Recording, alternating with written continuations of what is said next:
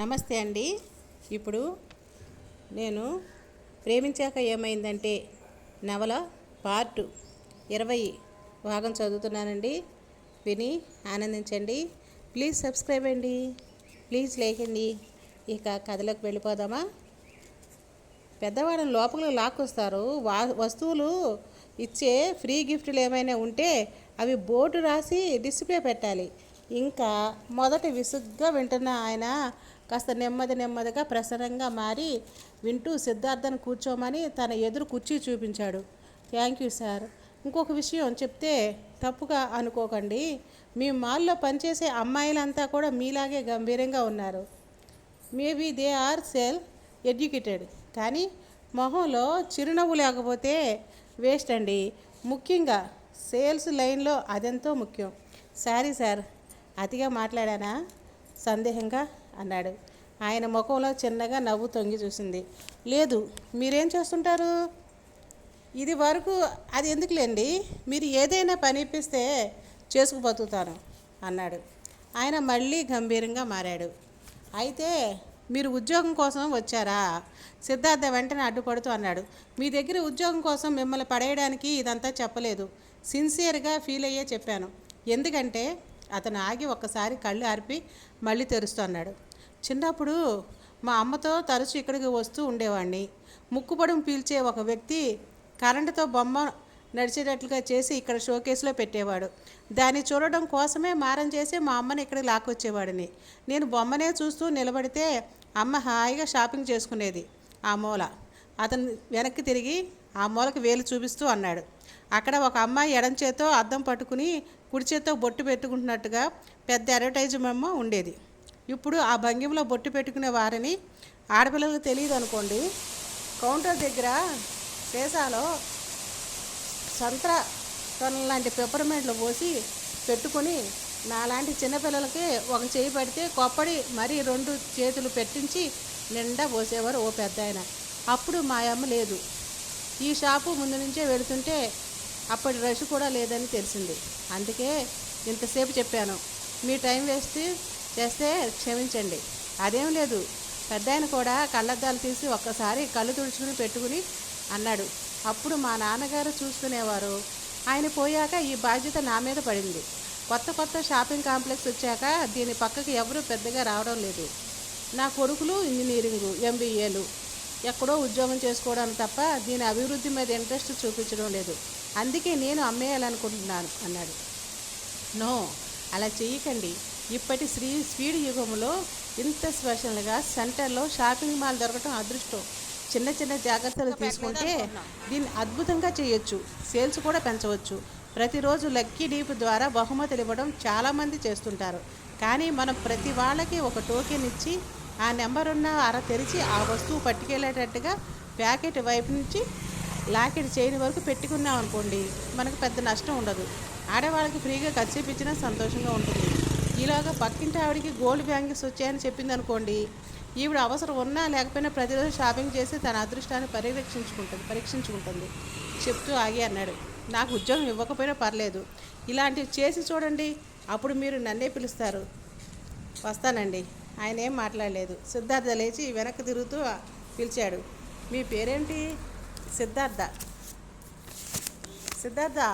మీరు ఇక్కడ ఏ పని చేయాలనుకుంటున్నారు? సిద్ధార్థ మొహంలో సంతోషంగా అనిపించింది. ఏదైనా sales boy, accountant, floor cleaner, ఏదైనా కావాలి. మీరు ఇంగ్లీష్ ధారాళంగా మాట్లాడగలరా? Yes sir, I am from Duke's public school. Very good. A salesman needs good confirmation అని ఆగి సిద్ధార్థ నవ్వడం గమనించి అడిగాడు. ఎందుకు నవ్వుతున్నారు? ఏం లేదు సార్, నేను ఒక పార్టీకి వెళ్ళాను. మీలాంటి పెద్ద ఒక ఆయన కుక్కల పెంపకం గురించి మాట్లాడుతూ మొదలుపెట్టాడు. నా ఫ్రెండ్స్ అంతా నెమ్మదిగా వదిలించుకుని జారుకున్నారు. నేను మాత్రం గౌరవం కొద్దీ నవ్వు పులుముకుని వింటూనే కూర్చున్నాను. పార్టీ అయిపోయి లాస్ట్ గెస్ట్ కూడా వెళ్ళిపోయాక ఆయన నన్ను వదిలిపెడుతూ హోస్ట్తో నా గురించి nice chap, good confirmation nationalist అన్నాడు. ఈ మొత్తం ఈవినింగ్ నేను అసలు నోరు విప్పిందే లేదు. సిద్ధార్థ చక్కని ఇంగ్లీష్లో చెప్పినవుతుంటే ఆయన కూడా నవ్వాడు. సో నువ్వు ఈరోజు 2 పాఠాలు నేర్పావన్నమాట నాకు అన్నాడు. నేనా అన్నాడు Siddhartha. Yes my boy. Smile చేయడం రానిదే షాపు తెరవకూడదు అన్నది చైనా సామెత. నువ్వు దాంతోపాటు ఇతరులు చెప్పేది వినగలిగి వాడే మంచి సేల్స్ మ్యాన్ అని నేర్పించావు. I like it. ఎప్పుడు నుంచి చేరుతావు? ఈ క్షణం నుండి నేను మీ ఎంప్లాయీ అండి. గుడ్. జీతం నేను ఎక్కువ ఇవ్వలేను, ప్రస్తుతానికి 2,000 మాత్రం ఇవ్వగలను. సిద్ధార్థకు తన 1,000 రూపాయలు వెయిటర్గా టిప్పుగా ఇవ్వడం గుర్తొచ్చి నవ్వొచ్చింది. కష్టాల్లో ఉన్నప్పుడు సుఖాలు తెలుసుకుని బాధపడతాం కన్నా నవ్వుకోవడం నేర్చుకుంటే ఎక్కువ రిలీఫ్గా ఉంటుంది. థ్యాంక్ యూ సార్, వినయంగా అన్నాడు. నువ్వు వెళ్ళి అతన్ని డిపార్ట్మెంట్ది ఏ మార్పులు చేయాలో అవన్నీ కూడా రాసి నా దగ్గర పట్టురా. All the best. Okay sir. Siddharth స్పీడ్గా వెళ్ళడం చూసి వెనక్కి వాలి సిగార్ నోట్లో పెట్టుకున్నాడు ఈ త్రిపాఠి. ఆయన కళ్ళలో గాజారలో ముక్కు పొడవు పీల్చే బొమ్మలు, పెప్పర్మెంట్లు పిల్లలకి పంచుతూ ఆనందించే తండ్రి మెదిలారు. తృప్తిగా కళ్ళు మూసుకున్నాడు. ఏ మనిషికైనా సృష్టిలో మధురమైనవి రెండే, తన గురించి, తన వాళ్ళ గురించి ఇతరులు చెప్పే మంచి మాటలు. ఈ విషయాలు ఏ పర్సనాలిటీ డెవలప్మెంట్ కోర్సులు వాళ్ళు కూడా సిద్ధార్థకు చెప్పలేదు. అతని తల్లి చెప్పింది. యదునందన నందకిశోర, నువ్వు ద్వారకలో అందరూ కుశలమైనా అని అడిగితే కృష్ణుడు అక్కర్లేదు, ఎవరైనా ఆ ప్రేమకు దాసులవలసిందే అనే విషయాలు ఎంత మధురమైనవి. ఆ మాట మరోసారి ఇరానీ హోటల్లో కూర్చుని సమోసాలు టీ తెప్పించి కీర్తిని తెలుసుకుంటూ అనుకున్నాడు. లైఫ్ స్టైల్లో డిఫరెన్స్ ఉండడం పెద్ద కష్టం అంది శృతి. అదే నాకు వరమైంది. నెలకి 2,000 సంపాదించే ఈ సిద్ధిని నువ్వు ఎదుపరికి లాగానే ఇష్టపడతావు కదూ కీర్తి. ఏ మనిషికైనా సృష్టిలో మధురమైనవి రెండే, తన గురించి, తన వాళ్ళ గురించి ఇతరులు చెప్పే మంచి మాటలు. ఈ విషయాలు ఏ పర్సనాలిటీ డెవలప్మెంట్ కోర్సులు వాళ్ళు కూడా సిద్ధార్థ చెప్పలేదు. అతని తల్లి చెప్పింది. యదునందన నందకిశోర, మన ద్వారకలో అందరూ కుశలమేనా అని అడిగితే కృష్ణుడే అక్కర్లేదు, ఎవరైనా ఆ ప్రేమకు దాసులు అవ్వాల్సిందే అనే విషయాలు ఎంత మధురమైనవి. ఆ మాటే మరోసారి ఇరానీ హోటల్లో కూర్చుని సమోసాలు టీ తెప్పించుకుని కీర్తిని తెలుసుకుంటూ అనుకున్నాడు.